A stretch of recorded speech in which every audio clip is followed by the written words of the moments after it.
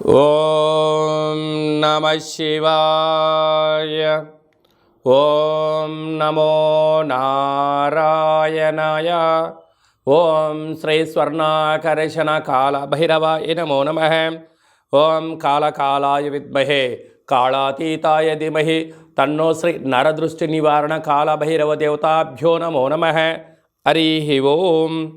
మా ఛానల్కి స్వాగతం. చూస్తున్న వీక్షకులకు, ప్రేక్షకులకు, ప్రియ కాళభైరవ భగవద్బంధులకి స్వాగతం పలుకుతూ మమ్మల్ని ఎంతగానో ఆదరిస్తూ ఉండబడినటువంటి ప్రియ సోదరీమణులకు, సనాతన ధర్మ సంరక్షకులకి అందరికీ కూడా తెలుగు ఉగాది పండుగ శుభాకాంక్షలు.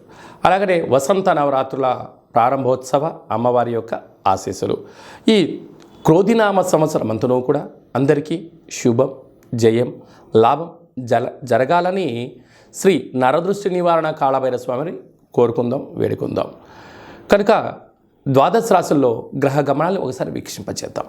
మేషరాశిలో బుధుడు మరియు గురు సంచార స్థితి, కన్యరాశిలో కేతు సంచార స్థితి, కుంభరాశిలో కుజుడు మరియు శని సంచార స్థితి, మీనరాశిలో రవి, శుక్ర, రాహు సంచార స్థితితో ఈ విధంగా ఉన్నాయి. ఈ సంవత్సరం రాజు కుజ భగవానుడు. మంగళవారం మనకు ఈ సంవత్సరం ఉగాది పండగ అవ్వడం వలన, రాజు కుజుడు అవ్వడం వలన నిత్యము రాజకీయ నేతలకు, సామాన్యులకు, ప్రతి ఇంట్లో ఉండబడినటువంటి కార్యక్రమ నిర్వహణ చేసే వారందరికీ కూడా అధిక శత్రు ప్రభావం అధికంగా ఉంటుంది.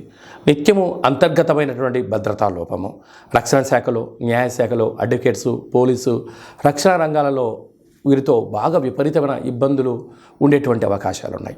ఈ సంవత్సరము అధికమైనటువంటి వేడి, అధికమైన వర్షాలు, అన్నీ అధికస్యం ఉండేటువంటి పరిస్థితి ఉంటుంది. భానుడు విపరీతమైనటువంటి ఉష్ణోగ్రతను వెదజల్లే పరిస్థితి ఉంటుంది. పర్యావరణము పరిరక్షణకు దూరం అయ్యే పరిస్థితి చాలా అధికంగా ఉంటుంది. అదియే కాకుండా మంత్రివర్యులు శని భగవానుడు.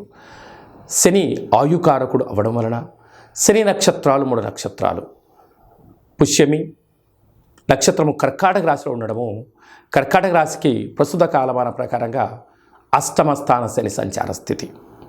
2వ నక్షత్రము అనురాధ నక్షత్రము. ఈ నక్షత్రము వృశ్చిక రాశిలో ఉండడము అర్ధాష్టమ శని సంచార స్థితి. 3వ నక్షత్రము ఉత్తరాభాద్ర నక్షత్రము మీనరాశిలో ఉంటుంది. మీనరాశికి కూడా ఏళ్ళనాటి శని యొక్క ప్రభావము. అంటే శని భగవానుని యొక్క తీవ్రత ఈ సంవత్సరము చాలా అధికంగా ఉంటుంది.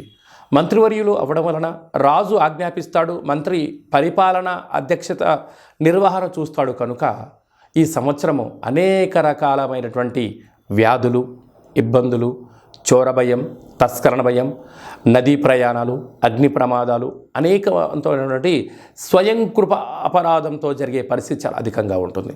కనుక ఇలాంటి కాల సమయంలో ఈ సంవత్సరం అంతనూ కూడా శని భగవానుని యొక్క ఆశీస్సులు, మంత్రి ఆశీస్సులు మనకు కలగాలి అన్నట్లయితే ప్రధానంగా ఒక వ్యక్తి తన ఎంత బరువు అయితే ఉంటాడో అంత బరువు కలిగినటువంటి ఉప్పును తులాభారంగా చేసుకొని, ఆ ఉప్పును శివలింగ ఆకారంగా ఏర్పాటు చేసుకొని, రుద్రుడి యొక్క నమ్మకాన్ని, శని యొక్క మూలమంత్రాన్ని సంపుటీకరణ చేసుకుంటూ జలంతో ఆ యొక్క శివలింగానికి, అంటే ఉప్పుతో చేసిన శివలింగానికి అభిషేకం చేసుకోవడం వలన నీటితోనే ఉప్పు మరణిస్తుంది, నీటితోనే తయారవుతుంది. కనుక సమస్యలు సమసిపోతాయని చెప్పి గమనించాలి.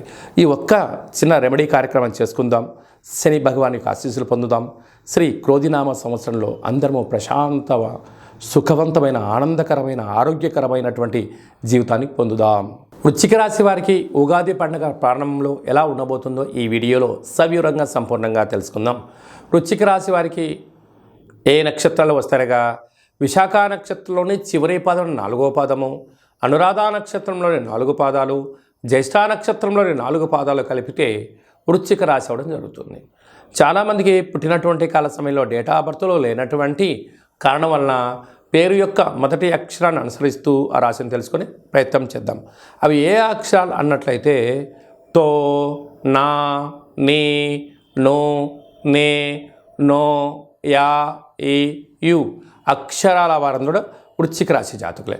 వృశ్చిక రాశికి అధిపతి కుజుడు. ఈ సంవత్సరం రాజు కూడా కుజుడు అవ్వడం, వీరికి అర్ధాష్టమ కుజుడు, అర్ధాష్టమ శని సంచార స్థితి, పంచమ స్థానంలో రవి, శుక్ర, రాహు సంచార స్థితి, 6వ స్థానంలో బుధుడు గురువు, లాభస్థానంలో కేతు సంచార స్థితిలో ఉండడం వలన కష్టపడి పనిచేయడం ఈ వృశ్చిక రాశి వారి వంతు. ధర్మంగా న్యాయంగా జీవితాన్ని ముందుకు తీసుకెళ్లాలని మీరు అనుకుంటూ ఉంటారు. నిత్యము అనేక మంది మిమ్మల్ని తప్పుడు మార్గాల్లో నడిపించాలి, అబద్ధవంతమైన జీవితాన్ని మాటలతో పుట్టించాలి అని చెప్పి మీ చుట్టూ అనేక మంది పొంచి ఉన్నారు. కనుక మీరు ధర్మం తప్పనంత వరకు ఆ భగవంతుడు మీ దగ్గరే ఉండనే ఉంటాడు. ఏ రోజైతే మీరు ధర్మం తప్పుతారో ఆ రోజు శని భగవానుని యొక్క దృష్టి మీ మీద పడడం వల్ల గృహాల్లో, వ్యాపారాల్లో, వృత్తులలో, ఉద్యోగాల్లో అనేక రకాల ఇబ్బందికి మీరు గురవుతారని చెప్పి గమనించాలి. వీరికి అర్ధాష్టమ శని యొక్క ప్రభావం చేత ఈ సంవత్సరాంతం వరకు కూడా వీలైనంత వరకు మీ జన్మ నక్షత్రం రోజున పూర్ణిమ, అమావాస్య తిథుల యందున దూరవాయు జల ప్రయాణాలు, యంత్రాలతో ఆయుధాలతో దూరంగా ఉండడం, మౌనం, ఏకాగ్రత, ధ్యానం ఆరోగ్యాన్ని మీకు తీసుకొచ్చి పెడుతుంది. లేకపోతే దీర్ఘకాలికమైన వ్యాధులతో మీరు ఇబ్బంది పడే పరిస్థితి అధికంగా ఉంటుంది. తస్మాత్ జాగ్రత్త. ఇలాంటి కాల సమయంలో మీరు శని యొక్క భగవానుని, శత్రువుల యొక్క ప్రభావాన్ని, రుణ సమస్యలు, రోగ సమస్యలు, కోర్టు సమస్యలు, ఈ సమస్యల నుంచి మనం తొలగించుకోగలగాలి అన్నట్లయితే మీరు ఎంత బరువు అయితే ఉంటారో అంత బరువు కలిగినటువంటి ఉప్పును తులాభారంగా చేసుకొని ఈ యొక్క ఉప్పుతో శివలింగాకారంగా ఏర్పాటు చేసి శని యొక్క మూలమంత్రాన్ని, త్రయంబక మంత్రాన్ని, రుద్రుడి యొక్క మంత్రాన్ని సంపుటీకరణ చేసి జలంతో మీరు అభిషేకం చేసుకున్నట్లయితే నీటితోనే ఉప్పు పడుతుంది, నీటితోనే మరణిస్తుంది. కనుక సమస్యలను జయించే మనోధైర్యము, ఆ శక్తి మీకు కలుగుతుందని చెప్పి గమనించాలి. ఈ సంవత్సరము ఇంకనూ మనం విజయం సాధించగలగాలి అన్నట్లయితే రాజు కుజుడు అవ్వడం వలన మనకు వీలైనంత వరకు ఒక్కొక్క నెలలో 4 మంగళవారాలు ఉంటాయి. అలాగా సంవత్సరానికి 52 మంగళవారాలు మనకు వస్తాయి. కనుక వీలైనంత వరకు మంగళవారం ఉదయం 6 నుండి 7 గంటల వరకు కుజహోర జరుగుతూ ఉంటుంది. అలాంటి కాల సమయంలో మౌనం, కుజుడికి మంత్రం ఆరాధన చేయడం వలన, ఎరుపు బొత్తులతో దీపం వెలిగించడం వలన మనకు యోగదాయకం అని చెప్పి గమనించాలి. అలాగా రుణ సమస్యలు, రోగ సమస్యలు, కోర్టు సమస్యలు, అలాగా రక్షణ శాఖతో నిత్యము వాహన ప్రమాదాలు లాంటివి జరుగుతూ ఉన్నట్టయితే ఒక మంగళవారం పూట, అంటే మాసంలో ఒక్కరోజు, ఒక ఎరుపు క్లాతులో ఒక దోషుడు అన్నాన్ని వండి అందులో పోసి, ఒక దోషుడు కుంకుమ పోసి ఎర్రగా ముద్ద కట్టి వాటిపైన 7 ఎర్రటి ఒత్తులు వెలిగించి దిష్టి తీసి ప్రవహించే నీటిలో కానీ తెల్ల జిల్లెడు వృక్షం మొదల్లో వేయడం వలన అంగారకుడి యొక్క ఆశీస్సులు కలిగి రుణ సమస్యలు, రోగ సమస్యలు, కుజ సమస్యలు, సంతానం లేని సమస్యలు తొలగి అన్నింటా విజయం కలిగి అంగారకుడి యొక్క ఆశీస్సులు ఉంటాయని చెప్పి గమనించాలి. ఇంకనూ కలియుగ కాలంలో కళవు వెంకటేశ్వర అన్నట్లుగా ఈ ఏడాదిలో ఒక్కసారైనా వెంకటేశ్వర స్వామిని స్మరించండి, ధ్యానించండి. అలాగనే కాళభైరవ స్వామి యొక్క మంత్రాన్ని, కాళభైరవ స్వామి యొక్క కూష్మాండ దీపాన్ని, కాళభైరవ స్వామి యొక్క అక్షయ పాత్రను, అలాగనే కాళభైరవ స్వామి యొక్క డాలర్ని మెడలో ధరించడం వల్ల కాలం మీకు అనుకూలంగా ఉంటుందని చెప్పి గమనించాలి. ఈ యొక్క పాత్ర అక్షయ పాత్ర అంటారు. అక్షయము అనగా నశించబడినటువంటిది. ఈ యొక్క పాత్ర కంచు పాత్ర. ఈ యొక్క కంచు పాత్రతో మనం ఎలాంటి శబ్దాలను సృష్టించవచ్చో ఒకసారి తెలుసుకుందాం.